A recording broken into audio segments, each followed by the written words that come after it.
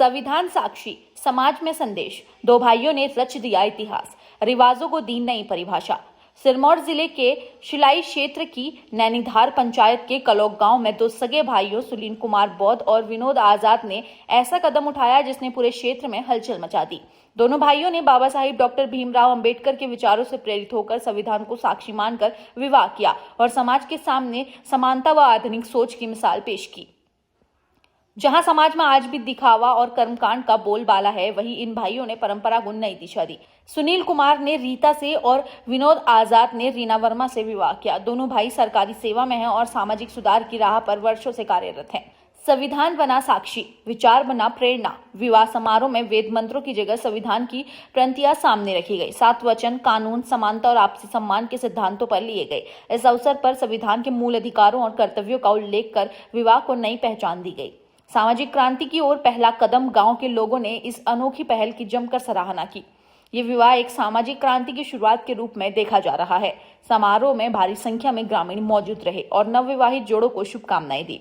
युवाओं के लिए प्रेरणा का प्रतीक। दोनों भाइयों ने कहा, हमारा उद्देश्य समाज में बराबरी, शिक्षा और जागरूकता फैलाना है। शादी केवल एक रस्म नहीं बल्कि जीवन के मूल्यों का सम्मान है।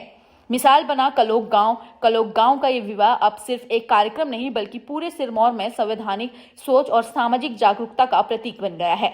ये पहल दिखावे और अंधविश्वास के युग में एक नई रोशनी लेकर आई है, जहां विवाह अब कर्मकांड नहीं बल्कि समानता, सम्मान और समझदारी का प्रतीक बन चुका है। वो क्या बोले थे आप? सभी सम्मानित साथियों को मेरा क्रांतिकारी जय भीम, नमो बुद्धाय। उम्मीद करता हूँ कि आप सभी साथी स्वस्थ होंगे। आपके स्वस्थ की मंगल कामना करता हूँ। और आज हम अपने खास दोस्त सुनील कुमार जी की शादी में पहुँचे हैं। और सुनील कुमार बौद्ध जी, जो कि महात्मा बुद्ध जी और कबीरदास जी के बहुत बड़े फॉलोअर्स भी है, समर्थक भी है।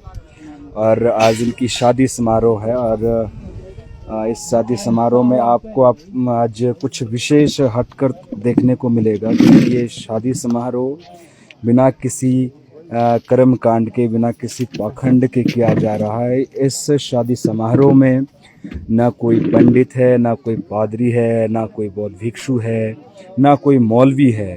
ये शादी समारोह जो है बिना किसी धार्मिक रीति रिवाजों के, बिना किसी धार्मिक कस्टम्स के किया जा रहा है। कॉन्स्टिट्यूशन को बेस मान करके, संविधान को आधार मान करके, जो संविधान हमें आज़ादी देता है, जिस संविधान की बदौलत आज हम स्वतंत्रता का जीवन यापन कर पा रहे हैं, उसी संविधान को साक्षी मान करके ये शादी समारोह जो है हो रहा है। और इस शादी समारोह में किसी भी प्रकार के पंडित, मौलवी, पादरी जो है मौजूद नहीं है।